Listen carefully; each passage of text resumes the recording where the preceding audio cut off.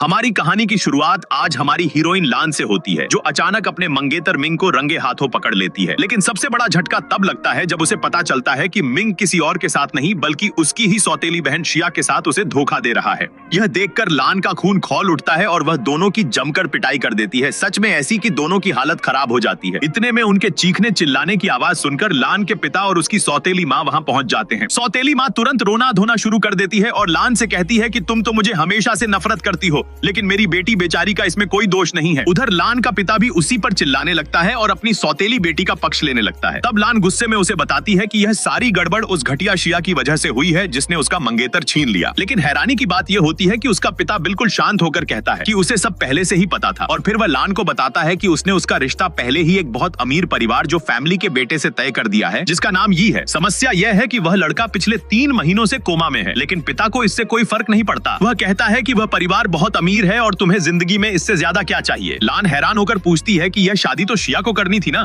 तभी उसकी सौतेली बहन शिया बड़ी चालाकी से कहती है कि वह उस कोमा वाले आदमी से शादी नहीं करना चाहती, इसलिए अब लान ही उससे शादी करेगी, चाहे उसे पसंद हो या नहीं। ऊपर से उसका पिता भी दबाव डालता है और कहता है कि अगर वह यह शादी मान लेती है तो उसे उसकी असली माँ की वो कीमती कलादा वापस मिल सकती है। माँ की आखिरी निशानी पाने के लिए मजबूर होकर लान आखिरकार शादी के लिए हाँ कर देती है और पिता से कहती है कि उसे अभी वह कलादा दे दे। लेकिन उसका चालाक पिता कहता है कि शादी के बाद ही वह उसे मिलेगा। थोड़ी देर बाद जो फैमिली की गाड़ियां दुल्हन को लेने आ जाती हैं। लान घर से निकलते समय जानबूझकर अपने पिता और सौतेली माँ से टकराती है और उसी मौके पर चुपके से अपने पिता की जेब से अपनी माँ की वही कलादा चुरा लेती है। गाड़ी में बैठते ही वह बहुत खुश हो जाती है, क्योंकि एक तो उसे अपनी माँ की निशानी वापस मिल गई और दूसरा अब वह आखिरकार अपने जहरीले परिवार शैंग फैमिली से दूर जा रही है। उधर थोड़ी देर बाद उसका पिता जब जेब चेक करता है तो उसे पता चलता है कि कलादा गायब है और उसे तुरंत समझ आ जाता है कि यह काम लान का ही है। इधर हमारी दुल्हन जो फैमिली के महल जैसे घर पहुंच जाती है, जहां उसका स्वागत परिवार की दादी करती हैं। दादी उसे ढेर सारे महंगे तोहफे देती हैं, कीमती गहने, सोने की ईंटें और भी बहुत कुछ। लान ये सब देखकर बहुत खुश हो जाती है और दादी को धन्यवाद देती है। इसके बाद दादी उसे कमरे में ले जाती हैं ताकि वह अपने दूल्हे से मिल सके, जिसका नाम यी है। कमरे में पहुंचकर दादी उसे बताती हैं कि उनका पोता पिछले 3 महीनों से कोमा में है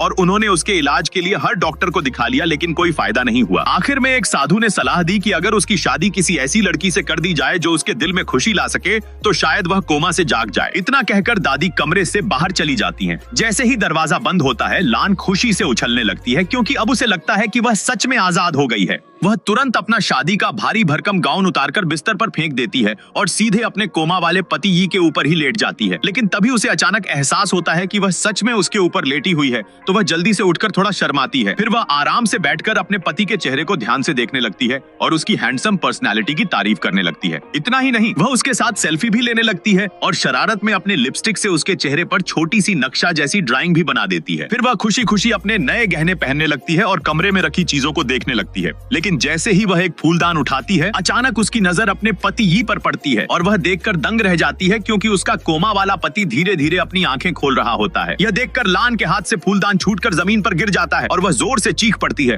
फिर जैसे ही लान चीखती है, उसकी आवाज सुनकर दादी और परिवार का असिस्टेंट लियू तुरंत कमरे में भाग कर आते हैं। अंदर आते ही दोनों हैरान रह जाते हैं, क्योंकि जो लड़का 3 महीनों से कोमा में था यानी यी, वह सच में होश में आ चुका होता है। दादी तो यह देखकर खुशी से भर जाती हैं और तुरंत मान लेती हैं कि लान ही उनकी फैमिली के लिए लकी चार्म है, क्योंकि जैसे ही वह घर आई और यी ने उसे देखा, वह कोमा से जाग गया। उधर असिस्टेंट लियू तुरंत डॉक्टर को फोन करके बुलाता है ताकि वह आकर यी की हालत चेक कर सके। इसी बीच हमारी हीरोइन लान डर और शर्म के मारे बिस्तर के नीचे छुप जाती है। थोड़ी देर बाद जब दादी उसे ढूंढती हैं और पूछती हैं कि दुल्हन कहाँ है, तब लान धीरे धीरे बिस्तर के नीचे से बाहर निकलती है। वह थोड़ा शर्मिंदा भी होती है, क्योंकि उसने अभी तक सारे महंगे गहने पहन रखे होते हैं। वह कहती है कि वह इन्हें उतार देती है, लेकिन दादी उसे रोक देती हैं और कहती हैं कि नहीं, तुम इन्हें पहने ही रहो। फिर दादी अचानक अपने पोते यी के चेहरे की तरफ देखती हैं और हैरान होकर पूछती हैं कि यह उसके चेहरे पर अजीब अजीब सी ड्राइंग किसने बनाई है। तब लान बड़ी मासूमियत से कहती है कि उसने इंटरनेट पर देखा था कि अगर ऐसा किया जाए तो इंसान की सेहत जल्दी ठीक हो जाती है। यह सुनकर ये थोड़ा चिढ़कर अपनी दादी से कहता है कि क्या आप सच में इन बेकार की बातों पर यकीन करती हैं? इसके बाद दादी औपचारिक तरीके से यी को उसकी दुल्हन से मिलवाती हैं और बताती हैं कि यह शिया है, जो शेंग फैमिली की बेटी है। यह सुनते ही यी तुरंत कह देता है कि उसे यह शादी बिल्कुल मंजूर मंजूर नहीं है और वह इस लड़की को नहीं चाहता। लेकिन तभी लान भी गुस्से में बोल देती है कि वह भी उसे नहीं चाहती। फिर वह सच्चाई बता देती है कि असल में शेंग फैमिली ने धोखा दिया है, क्योंकि जो लड़की यी से शादी करने वाली थी यानी शिया, उसकी जगह उसे यानी लान को भेज दिया गया है। दादी यह सुनकर भी ज्यादा परेशान नहीं होती, लेकिन लान साफ साफ कहती है कि अगर वे लोग उसके पिता को बुलाकर उसका असली विरासत वाला सामान उसे दे दें तो वह तुरंत तलाक लेने के लिए तैयार है। लेकिन दादी सख्ती से मना कर देती हैं और कहती हैं कि ऐसा कभी नहीं होगा। वह कहती हैं कि तुम तो हमारी फैमिली के लिए खुशकिस्मती लेकर आई हो, क्योंकि जैसे ही मेरे पोते ने तुम्हें देखा वह कोमा से जाग गया। आखिरकार दादी दोनों को मजबूर कर देती हैं कि यह शादी जारी रखनी होगी। तभी डॉक्टर भी वहां पहुंच जाता है, जो असल में यी का दोस्त होता है। वह उसे चेक करने के बाद कहता है कि अब वह बिल्कुल ठीक है। यह सुनकर यी अपनी दादी से थोड़ा घमंड में कहता है कि देखा, मैं बिल्कुल ठीक हूँ, मुझे आपकी इस दुल्हन की कोई जरूरत नहीं है। यह बात सुनकर लान की इज्जत को ठेस लगती है और वह तुरंत जवाब देती है कि वैसे भी मैं तुम्हें चाहती ही नहीं हूँ। इतना कहकर वह गुस्से में वहाँ से चली जाती है। दादी ये देखकर अपने पोते पर गुस्सा हो जाती हैं और पूछती हैं कि क्या तुम अभी भी अपनी पुरानी गर्लफ्रेंड के बारे में सोच रहे हो? ये तुरंत मना कर देता है और कहता है कि नहीं, ऐसा कुछ नहीं है। वह यह भी कहता है कि अब वह पूरी तरह ठीक हो चुका है। लेकिन तभी अचानक कुछ अजीब होता है। वह खड़ा होने की कोशिश करता है और अचानक धड़ाम से बेहोश होकर गिर जाता है। यह देखकर दादी घबरा जाती हैं और तुरंत सबको आदेश देती हैं कि जल्दी से उसकी पत्नी यानी दुल्हन को बुलाओ। अगले दिन सुबह जब यी की आंख खुलती है तो वह खुद को जमीन पर पड़ा हुआ पाता है। उधर बिस्तर पर आराम से सो रही होती है लान। यह देखकर वह चिढ़कर पूछता है कि तुम यहाँ वापस कैसे आ गई और ऊपर से मेरे ही बिस्तर पर सो रही हो? लान बिल्कुल शांत होकर जवाब देती है कि पहली बात, मैं यहाँ दादी के बुलाने पर वापस आई हूँ, और दूसरी बात, तुम बिस्तर पर इतना ज्यादा जगह घेरते हो कि मेरे लिए सोने की जगह ही नहीं बची, इसलिए मुझे ऊपर अकेले सोना पड़ा। इसके बाद दोनों आपस में एक समझौता करते हैं कि वे कुछ समय तक शादीशुदा होने का नाटक करेंगे और बाद में तलाक ले लेंगे। लेकिन इसके साथ एक शर्त भी होती है कि उनके बीच कोई भी पति पत्नी वाला रिश्ता नहीं होगा। यह सुनकर हमारी बेबाक हीरोइन लान मजाक उड़ाते हुए कहती है कि पहले तुम ठीक से खड़े होकर दिखाओ, फिर ऐसी बातें करना, क्योंकि अभी तो तुम्हारे अंदर इतनी ताकत भी नहीं है। उसकी यह बात सुनकर यी को गुस्सा आ जाता है और वह तुरंत एक तकिया उठाकर उसके ऊपर फेंक देता है। इसके बाद लान सीधे अपने मायके यानी अपने परिवार के घर पहुंचती है। उसे देखते ही उसका घटिया पिता गुस्से में पूछता है कि तुम यहाँ फिर से क्यों आई हो? तब लान तुरंत अपनी माँ की वसीयत निकालकर उसके सामने रख देती है और ठंडे अंदाज में कहती है कि मैं यहाँ अपनी माँ की विरासत लेने आई हूँ। उधर उसी समय उसका धोखेबाज एक्स फियांसे मिंग को भी सच्चाई पता चलती है कि घटिया शिया ने उसे भी बेवकूफ बनाया था और उसे यह यकीन दिलाया था कि कंपनी बाद में उसी की हो जाएगी। यह सब सुनकर लान गुस्से में शिया को जमकर गालियां देती है और कहती है कि तुम बिल्कुल अपनी माँ जैसी ही घटिया हो। यह सुनते ही उसका पिता गुस्से में उसे थप्पड़ मारने के लिए हाथ उठाता है, लेकिन हमारी मजबूत हीरोइन लान उसका हाथ बीच में ही पकड़ लेती है और उसे धक्का देकर दूर कर देती है। फिर वह सबको साफ साफ कहती है कि थोड़ी देर में उसका वकील आएगा और कंपनी के शेयर का मामला निपटा देगा। इतना कहकर वह कहती है कि अब मैं ऊपर अपने कमरे से अपना सामान लेने जा रही हूँ। उसी समय मिंग धीरे से शिया से कहता है कि चाहे कुछ भी हो जाए तुम ऊपर मत आना। फिर वह चालाकी से लान के कमरे में जाता है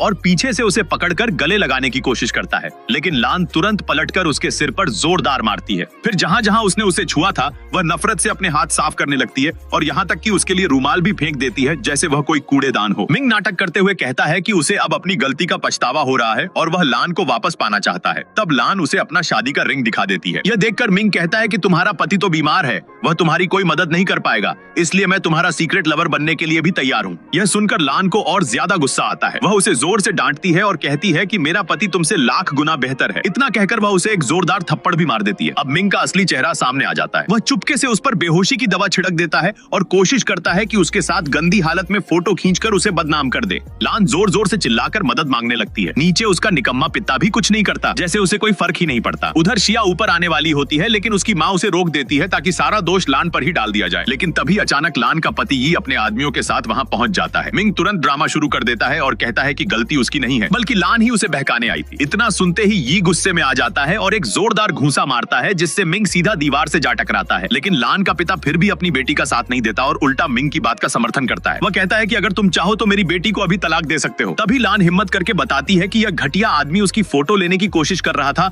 और उसका फोन ड्रेसिंग टेबल पर रखा हुआ है। ये तुरंत फोन चेक करता है और सच्चाई समझ जाता है। फिर वह लान से कहता है कि तुम जल्दी से कपड़े ठीक करो और नीचे चलो। नीचे जब वह परिवार के साथ बैठता है तो लान का पिता और बाकी नीच लोग फिर से उसी को दोष देने लगते हैं। उसका पिता तो यहाँ तक कह देता है कि मेरी बेटी ने बहुत बड़ी मुसीबत कर दी है, इसलिए मैं खुद ही इसका तलाक करवा देता हूँ। लेकिन तभी ये अचानक लान को अपनी तरफ खींचकर गले लगा लेता है और सबके सामने कह देता है कि तलाक बिल्कुल नहीं होगा। इतने में लान को अपनी कंपनी के शेयर याद आते हैं और वह अपने पिता से कहती है कि अब मेरी कंपनी के शेयर के बारे में बात करो। उसका पिता चालाकी से कहता है कि तुम्हें बिजनेस का कोई अनुभव नहीं है और तुम कंपनी को बर्बाद बर्बाद कर दोगी, इसलिए बेहतर होगा कि तुम कुछ समय सेल्स डिपार्टमेंट में काम करके अनुभव हासिल करो। मजबूरी में लान को यह बात माननी पड़ती है। उसी समय पुलिस भी आ जाती है और मिंग को गिरफ्तार करके ले जाती है। यह सब देखकर समझ जाता है कि उसकी पत्नी कोई साधारण लड़की नहीं है। फिर वह उसे अपने साथ लेकर वहां से निकल जाता है। उधर उसकी घटिया बहन शिया गुस्से से जलने लगती है और मन ही मन फैसला करती है कि वह लान से इसका बदला जरूर लेगी। जब हमारे दोनों हीरो अपने घर वापस पहुंचते हैं तो ये कुछ देर तक चुपचाप अपनी खूबसूरत पत्नी को देखता रहता है, लेकिन फिर अचानक खुद को संभाल लेता है। फिर अचानक ही जल्दी से लान के पास आ जाता है, क्योंकि लान उससे कहती है कि आज बहुत ठंड है और वह सिर्फ एक रात के लिए उसके बिस्तर पर सोना चाहती है, लेकिन ये तुरंत मना कर देता है। तब लान मासूम बनकर उसे मनाने लगती है और कहती है कि वह बहुत थकी हुई है और फर्श पर सो नहीं पाएगी। आखिर में ये थोड़ा सोचकर कहता है कि ठीक है, मैं तुम्हारे बगल में ही सो जाता हूँ, मुझे क्या नुकसान होगा। इसके बाद दोनों बिस्तर पर लेटकर बच्चों की तरह एक दूसरे को तंग करने लगते हैं। थोड़ी देर तक यही चलता रहता है, लेकिन आखिरकार लान तंग आ जाती है और खुद ही नीचे उतरकर फर्श पर जाकर सो जाती है। उधर यी का दिल तेजी से धड़कने लगता है। वह खुद ही हैरान हो जाता है और मन ही मन सोचने लगता है कि आखिर मुझे क्या हो रहा है, क्या मैं सच में इस लड़की को पसंद करने लगा हूँ। लेकिन असल में लान चालाकी से नाटक कर रही होती है। वह थकी और बेचारी बनने का ड्रामा करती है ताकि आखिरकार यी पिघल जाए, और सच में ऐसा ही होता है। थोड़ी देर बाद यी अपनी मर्दानगी दिखाते हुए खुद नीचे फर्श पर सोने चला जाता है और लान को उठाकर बिस्तर पर सुला देता है। तब लान धीरे धीरे अपनी जिंदगी की दुख भरी कहानी सुनाने लगती है। वह बताती है कि अपनी माँ की मौत के बाद उसने कितना दुख और अत्याचार झेला है। उसकी बात सुनकर यी का दिल पिघल जाता है और उसे सच में लान पर बहुत तरस आने लगता है। अगले दिन हमारी हीरोइन लान अपनी माँ की कंपनी में काम करने के लिए एक इलेक्ट्रिक बाइक पर जाती है। जैसे ही वह कंपनी पहुंचती है, उसकी चालाक बहन शिया उसे एक बहुत मुश्किल टेंडर का काम दे देती है,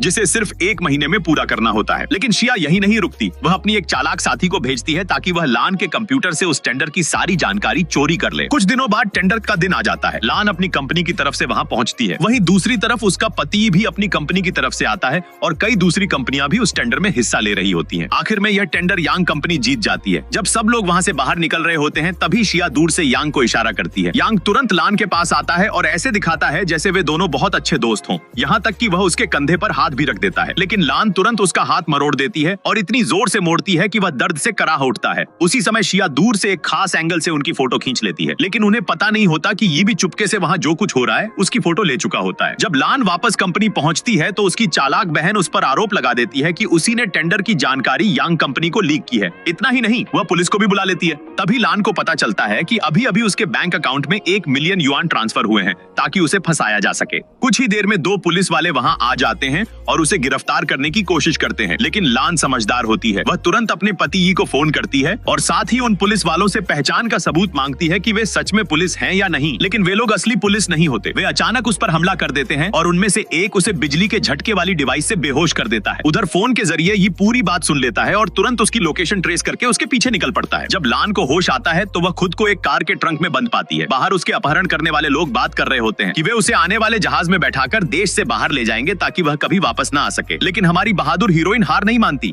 जैसे ही मौका मिलता है, वह अचानक एक को सिर पर जोरदार मारती है। दूसरा आदमी चाकू दिखाकर उसे धमकाने की कोशिश करता है, लेकिन लान उसी चाकू से उसे घायल कर देती है। तभी अचानक 3 और गुंडे वहां आ जाते हैं। लान जल्दी से एक लकड़ी का डंडा पकड़ लेती है और बहादुरी से खुद का बचाव करने लगती है। उसी समय उसका पति ही अपने आदमियों के साथ वहां पहुंच जाता है। जैसे ही लान उसे देखती है, सारी टेंशन खत्म हो जाती है और वह तुरंत बेहोश होकर गिर पड़ती है। जब उसे फिर से होश आता है तो वह खुद को अपने पति के घर के कमरे में पाती है। ये उसके पास बैठा होता है और उसकी देखभाल कर रहा होता है। लान भावुक होकर उसे अपनी जान बचाने के लिए धन्यवाद देती है। तब ये शांत होकर कहता है कि वह इस पूरे मामले की जांच कर रहा है और बहुत जल्द पता लगा लेगा कि इसके पीछे असली मास्टरमाइंड कौन है। इसके बाद ये लान से पूछता है कि आखिर इस सब के पीछे कौन है। तब लान गुस्से में कहती है कि यह सब उस घटिया शिया की ही चाल है। यह सुनकर ये थोड़ा हैरान हो जाता है और पूछता है कि अगर वह तुम्हारी बहन है तो फिर तुम्हारे बीच इतनी नफरत क्यों है। फिर वह गंभीर होकर कहता है कि आज से तुम यह समझ लो कि मैं ही तुम्हारा पूरा परिवार हूँ। यह सुनते ही लान का दिल तेजी से धड़कने लगता है और वह अचानक कहती है कि उसे चक्कर आ रहा है और वह मरने वाली है। ये घबरा जाता है और तुरंत डॉक्टर फू को बुला लेता है। डॉक्टर फू आकर उसका चेकअप करते हैं और फिर मुस्कुराने लगते हैं। वह मजाक में यी से कहते हैं कि जरा आराम से भाई, तुम्हारे जबरदस्त प्यार का असर लड़की पर ज्यादा हो गया है। यह सुनकर लान शर्म से लाल हो जाती है और तुरंत अपना चेहरा ढक लेती है। तभी यी को एक फोन आता है और उसे बाहर जाना पड़ता है। बाहर जाते ही यी अपने आदमियों के साथ उन बेवकूफ गुंडों को पकड़ लेता है जिन्होंने उसकी पत्नी का अपहरण किया था। वह उन्हें इतनी बुरी तरह पीटता है कि उनकी हड्डियां तक तोड़ देता है। आखिरकार जब वे डर जाते हैं तो सच उगल देते हैं कि उन्हें लान की बहन शिया ने ही पैसे देकर भेजा था ताकि वे उसे रास्ते से हटा दें। सबूत मिलते ही ये उन सबको पुलिस के हवाले कर देता है और वहाँ से निकलने लगता है। तभी उसका असिस्टेंट पूछता है कि सर आप इतनी जल्दी क्यों जा रहे हैं? तब ये मुस्कुराकर कहता है कि घर पर कोई मेरा इंतजार कर रहा है। उधर घर पर लान परेशान होकर सोच रही होती है कि आखिर ऐसा कौन सा काम है जो उसे आधी रात में बाहर जाना पड़ा। तभी उसके पिता का फोन आता है और उसे पता चलता है कि शिया को पुलिस ने गिरफ्तार कर लिया है। तब उसे समझ में आता है कि उसका पति खास तौर पर बाहर गया था ताकि शिया को सजा दिला सके। जब ये घर वापस आता है तो लान उसे धन्यवाद देती है और उसकी तारीफ करने लगती है। ये मुस्कुराकर पूछता है कि हमारी खूबसूरत मैडम को भूख तो नहीं लगी? लान तुरंत कहती है कि सच कहूं तो मुझे बहुत जोर की भूख लगी है। ये सुनते ही हमारा हीरो खुद किचन में जाकर उसके लिए खाना बनाने लगता है। जब दोनों साथ बैठकर खाना खाते हैं तो हंसी मजाक करते रहते हैं। इसी दौरान अचानक लान का संतुलन बिगड़ जाता है और वह गिरते हुए सीधे यी के ऊपर आ जाती है और गलती से उसे किस भी कर देती है। उस पल यी का दिल तेजी से धड़कने लगता है। वह घबरा जाता है कि कहीं उसकी असली भावनाएं सामने ना आ जाएं, इसलिए वह बहाना बनाकर कहता है कि मैं ऊपर जा रहा हूँ, तुम आराम से खाना खाओ। लेकिन लान उसे छेड़ते हुए कहती है कि क्या तुम इसलिए जा रहे हो क्योंकि तुम्हें डर है कि मैं तुम्हें जिम्मेदार ठहरा दूंगी? चिंता मत करो, हमारे बीच जो समझौता हुआ है वही रहेगा और सही समय पर हम तलाक ले लेंगे। उसकी ये बात सुनकर ये थोड़ा झुंझला जाता है और गुस्से में वहाँ से चला जाता है। अगले दिन अचानक लान का पूरा परिवार उसके पति के घर पहुँच जाता है। जैसे ही उसका घटिया पिता उसे देखता है वह नकली गुस्से में उसे थप्पड़ मार देता है और कहता है कि अब खुश हो गई ना अपनी बहन को जेल भिजवाकर। उसकी सौतेली माँ भी उस पर आरोप लगाने लगती है और कहती है कि तुम हमारी सारी संपत्ति हड़पना चाहती हो। लेकिन लान बिल्कुल शांत होकर कहती है कि मैंने तो सिर्फ पुलिस को तुम्हारी बेटी के सारे अपराधों के सबूत दे दिए थे। यह सुनते ही उसकी बहन शिया अचानक जमीन पर घुटनों के बल बैठ जाती है और रोते हुए माफी मांगने का नाटक करने लगती है। ये पूरा ड्रामा ऊपर से दादी देख रही होती हैं। जैसे ही वह नीचे आती हैं, लान का पिता तुरंत उनसे माफी मांगने लगता है और कहता है कि मैं अपनी बेटी को सही से नहीं पाल सका। लेकिन दादी तुरंत उसकी बात काट देती हैं और कहती हैं कि बस करो ये नाटक, मुझे अच्छी तरह पता है कि तुम और तुम्हारी ये जहरीली बीवी क्या खेल खेल रहे हो। इसके बाद दादी लान को अपने पास बुलाती हैं और फिर गुस्से में उसके पिता और सौतेली माँ को मच्छर मारने वाले इलेक्ट्रिक रैकेट से झटके देने लगती हैं। इतने में चालाक सौतेली माँ अचानक एक वीडियो निकालती है जिसमें दिखाया जाता है कि लान का पुराना धोखेबाज मंगेतर उसके कमरे में उसके साथ बदतमीजी करने की कोशिश कर रहा था। और ठीक उसी समय हमारा हीरो ये भी वहाँ पहुँच जाता है और यह सब देखकर माहौल और ज्यादा तनावपूर्ण हो जाता है। फिर हमारी हीरोइन लान के घर में एक नई हलचल शुरू होती है। ये अपने आदमियों से पूछता है कि क्या ये चांग नहीं था जिसने कहा था कि उसे मीटिंग में जाना है। तभी उसकी कानों में कुछ सुनाई देता है और वह तुरंत समझ जाता है कि उसकी टीम में कोई धोखेबाज है। उसने तुरंत अपनी टीम पर दबाव बनाना शुरू कर दिया और हर किसी से अपने शेड्यूल की रिपोर्ट मांगने लगा। वह तो उन्हें पुलिस के हवाले करने ही वाला था, लेकिन आखिरकार वे सब उससे निवेदन करने लगते हैं कि उन्हें छोड़ दे।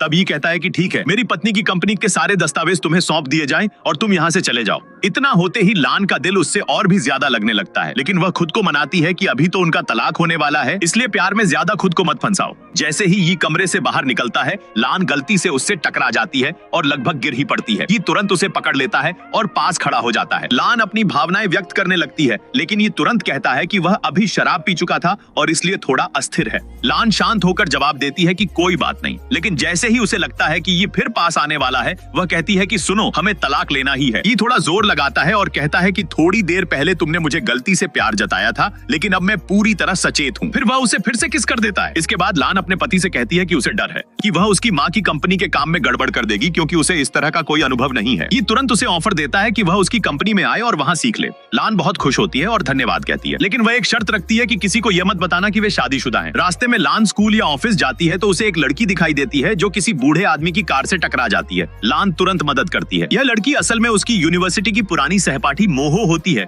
जो अब उसे लगातार तंग करने लगती है। जब दोनों ऑफिस पहुंचते हैं तो सारे कर्मचारी समझते हैं कि मोहो ही कंपनी की मुख्य महिला अधिकारी है। मोहो फिर पूरी ताकत से कर्मचारियों को लान के खिलाफ लगा देती है और हर काम उसी को करने के लिए थोप देती है। लान पूरी मेहनत से रात तक काम करती है। फिर रात को उसका पति ये उसके लिए खाना लाता है और साथ ही एक खूबसूरत हार भी उसे पहनाता है। वे साथ में घर लौटते हैं और रास्ते में उसे अपनी कंपनी का मैनेजर दिखाई देता है, जो अभी रात के समय लौट रहा होता है। लान सोचती है कि अब वह यहाँ क्यों आया होगा। अगले दिन मोहो लान को ऑफिस में परेशान करने की नई चाल चलती है। वह देखती है कि किसी ने लान के कंप्यूटर में घुसकर उसका सारा पिछला काम डिलीट कर दिया है। ऑफिस का मैनेजर उसे कहता है कि बेहतर होगा कि वह इस्तीफा दे दे, लेकिन लान गुस्से में कहती है कि रुको, मुझे डरने की जरूरत नहीं, मेरे पास मेरा बैकअप काम सुरक्षित है। तभी मोहो आकर ऑफिस में घोषणा करती है कि जो हार लान के पति ने उसे दी थी वह ऑफिस में कहीं खो गई है। वह सबको आदेश देती है कि हर जगह तलाशी लें ताकि हार मिल सके। यहाँ से कहानी में नया ड्रामा और ट्विस्ट शुरू हो जाता है। फिर कहानी में एक और ट्विस्ट आता है। लान की हार ऑफिस में कहीं खो जाती है और मोहो उसे उठाकर अपने हाथ में ले लेती है। वह जोर से कहती है कि हाँ, यह वही हार है। तभी ये वहाँ पहुँच जाते हैं और मोहो को सबके सामने बेनकाब कर देते हैं। ये सब कर्मचारियों से पूछते हैं कि किसने कहा कि यह हार उसकी पत्नी की होगी। उसके बाद ये सभी को बताते हैं कि इस तरह की हार सिर्फ उसके असली मालिक के नाम होती है। लान तुरंत कंपनी के निर्माता से संपर्क करती है और पूछती है कि इस हार का मालिक कौन है। निर्माता के स्पीकर पर आवाज आती है और बताता है कि हार की असली मालकिन लान है। इसके बाद मोहो शर्मिंदा होकर हार छोड़कर चली जाती है। ये अपनी पत्नी लान को अपने साथ इंटरव्यू के लिए भेजते हैं। इंटरव्यू में एक क्लाइंट होता है जो वही बूढ़ा आदमी और उसका बेटा होता है। बूढ़ा आदमी बहुत गुस्से में होता है और बेटा पानी लेने चला जाता है। तभी मोहो बूढ़े आदमी पर तंग करने लगती है और वह थक जाता है। लान तुरंत उसके पास जाकर मदद की पेशकश करती है। मोहो उसे मारने की कोशिश करती है, लेकिन तभी ये सामने आ जाते हैं, लान का हाथ पकड़ते हैं और मोहो को कंपनी से बाहर निकाल देते हैं। लान कहती है कि उसका पति आ रहा है और सब लोग डर जाते हैं। इसके बाद ये अपनी डील पूरी कर घर लौटते हैं। वह लान को पास खींचते हैं और करीब आते हैं। लान कहती है कि भाई संभल जाओ, यहाँ ऑफिस में कैमरे हैं। ये मुस्कुराते हुए कहते हैं कि ठीक है, चलो मेरे ऑफिस में चलते हैं। वहाँ वह लान को अपने ऑफिस के डेस्क पर खींचते हैं। तभी एक नई चालाक महिला शिन आती है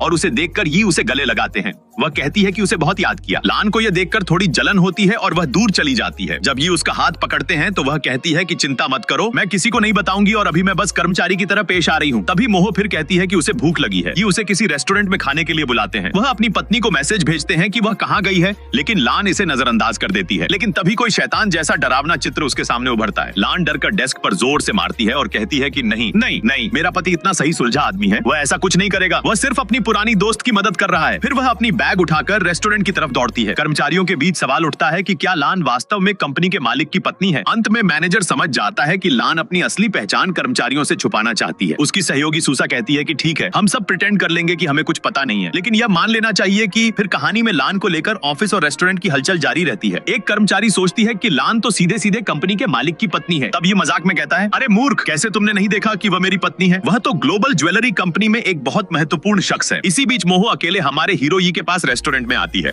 वह बार बार उसकी ओर करीब आती है। एक बार खाना देती है और एक बार पुरानी यादें ताजा कर देती है। ये उसे शांत होकर जवाब देता है कि हाँ, मुझे याद है, लेकिन अब मैं उन्हें प्यार नहीं करता। मोहो फिर कहती है कि तुम मेरे साथ बहुत अच्छे थे और मैं ही उस समय तुम्हारा प्यार सही से कद्र नहीं कर पाई। ये कहता है, ऐसा मत कहो, तुमने तो अपने सपने पूरे करने और अपना भविष्य बनाने के लिए विदेश यात्रा की, यह तुम्हारा हक है। मोहो बताती है कि अब वह बेली डांस नहीं कर सकती। ये हैरानी से पूछता है कि क्यों? लान कहानी सुनाती है कि जब वह बाहर गई थी, वह प्रतियोगिता में सबसे बेहतर थी, लेकिन उसके कुछ साथी और टीम ने उसे गिरा दिया और गंभीर चोट लगी। तब से वह बेली डांस नहीं कर पाई। ये उसे समझते हुए मुस्कुराते हैं। मोहो अपनी सारी भावनाएं छोड़कर उसे पकड़ती है और कहती है कि अब उसके पास कुछ भी नहीं बचा, सिर्फ वही है। ये जो अब पूरी तरह से परिपक्व और भरोसेमंद है, उसके हाथ पकड़ लेते हैं और कहते हैं कि नहीं, अब मैं भी तुम्हारा हूँ, मैं अब शादीशुदा हूँ। मोहो सवाल करती है कि क्या वह उसी लड़की की बात कर रहा है जिसके साथ वह पहले था? ये जवाब देता है, हाँ बिल्कुल वही। मोहो कहती है कि उसे पता है कि वह उसे प्यार नहीं करता और दादी ने शायद उसे मजबूर किया था कि लान से शादी करे। ये शांत होकर कहता है, नहीं, मैं उसे सच में प्यार करता हूँ। मोहो थोड़ी भावुक होकर रोती है और कहती है कि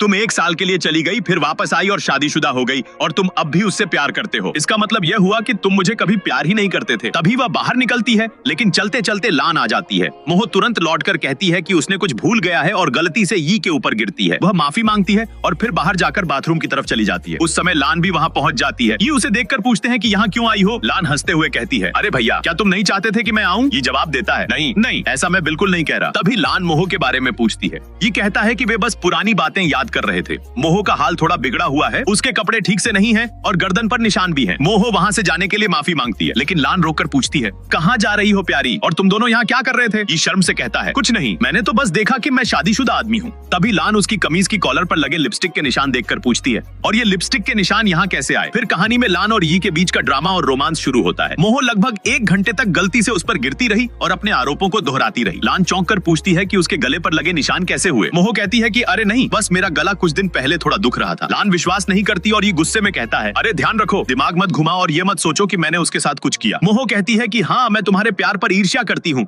लेकिन मैं किसी का प्रेमी नहीं छीनती। लान, जो पूरी तरह संस्कारी और समझदार है, तुरंत माफी मांगती है। मोहो कहती है कि वह अब जा रही है और सब अपनी परेशानियों को अपने तरीके से सुलझाएं। बाहर निकलते समय वह दिखावा करती है कि वह गिर गई थी। ये उसकी शालीनता देखकर सोचते हैं कि उसे हॉस्पिटल ले जाना चाहिए, लेकिन मोहो कहती है कि अगर लान को पता चला तो वह नाराज हो जाएगी। ये कहता है कि अगर पति पत्नी में भरोसा नहीं है तो बेहतर है कि वे अलग हो जाएं। फिर वह मोहो को उसके घर छोड़ने के लिए लेकर जाता है। मोहो बाहर जाते समय लान की ओर देखकर हंसती है। लान यह देखकर थोड़ा परेशान होती है और अपने पति को गाली देती है, क्योंकि उसे पता है कि मोहो उसे घुमा रही थी। मोहो इसे कहती है, तुम क्यों परेशान हो? क्या तुम्हें मुझे घर तक पहुंचाना है? ये कहता है कि नहीं, बिल्कुल नहीं, लेकिन वह महसूस करते हैं कि उसकी पत्नी उस पर भरोसा नहीं करती। लान धीरे धीरे मुस्कुराती है और अपने मन में कहती है कि मैं उसे फिर से अपने प्यार में वापस लाऊंगी। बाद में ये घर लौटते हैं, लेकिन उनकी पत्नी, उसका मूड ठीक नहीं है और वह उससे बात नहीं करती। ये चुपचाप शावर लेते हैं और फिर बाथरूम से बाहर आते हैं। लान, जो पहले से ही शरारती है, उन्हें डराने की कोशिश करती है क्योंकि वह अंधेरे से डरती है। ये उसे देखकर उसे बाथरूम में खींचते हैं और कहते हैं, तुम मुझ पर भरोसा क्यों नहीं करती? लान कहती है कि किसने कहा कि मैं तुम पर भरोसा नहीं करती। मैं सिर्फ मोह से नाराज थी और मुझे लगा कि तुम्हें मुझे तलाक देना चाहिए क्योंकि तुम्हारी पुरानी प्रेमिका लौट आई। ये उसे अपने हाथों में पकड़ते हैं और अपने प्यार का इजहार करते हैं। लान बार बार कहती है हम तलाक लेंगे, मतलब हम तलाक लेंगे। ये उसे उठाकर अपने कमरे में ले जाते हैं और उनकी शादी की पहली रात साथ में बिताते हैं। अगले दिन लान ये से कहती है कि वह पहले मोह पर विश्वास करती थी, लेकिन अब देख रही है कि ये उसे कितना संभाल रहे हैं और उसकी सुरक्षा का ध्यान रखते हैं। फिर कहानी में लान थोड़ी उलझन में है। उसका चेहरा पर एक अजीब सी मुस्कान है और वह खुद भी समझ नहीं पा रही कि क्या जो हुआ वह प्लान था या उसने कुछ गलत समझा। ये कहता है कि काश अगर वहाँ कैमरे होते तो मैं तुम्हारी ये शरारती मुस्कान देख पाता। लान चौंक कर कहती है तुम मुझे विश्वास नहीं करते क्या? ये प्यार से जवाब देता है कैसे हनी, मैं तुम्हें विश्वास नहीं करता? लान कहती है हाँ, अब मुझे भरोसा करो क्योंकि अब मैं तुम्हारी पत्नी हूँ। ये मुस्कुराते हुए कहता है क्योंकि तुम मेरी पत्नी और मेरी प्रेयसी दोनों हो। अगले दिन नाश्ते पर ये अपनी पत्नी लान से कहता है कि आज वह पुराने स्कूल के ग्रेजुएट रियूनियन में जाएगा और वह भी उसके साथ चलने के लिए आमंत्रित करता है। लान सहमति दे देती है ताकि वह अकेली न जाए। जब वे पार्टी में पहुंचते हैं, मोहो और उसके दोस्त लान को परेशान करने की कोशिश करते हैं, लेकिन लान ने अपनी हिम्मत दिखाते हुए उन्हें पीछे धकेल दिया। डॉक्टर फू पार्टी में थोड़ी देर से आते हैं। लान हाथ धोती है और मोहो के सभी दोस्त उसे अकेला छोड़ देते हैं। ये थोड़ा चिंतित होता है और जल्दी से अपनी पत्नी को देखने जाता है कि वह क्यों लेट हुई। मोहो उसके पास आकर उसे पीछे से गले लगाती है और रोते हुए कहती है कि वह अकेली है और उसके पास कोई नहीं है। ये उसे धीरे से हटाते हैं, तब वह जमीन पर गिरती है। डॉक्टर फहू तुरंत पहुंचते हैं और उसे संभालते हैं। हमारे हीरो और लान दोनों उसे घर ले जाते हैं। अगले दिन पता चलता है कि मोहो अस्पताल में है।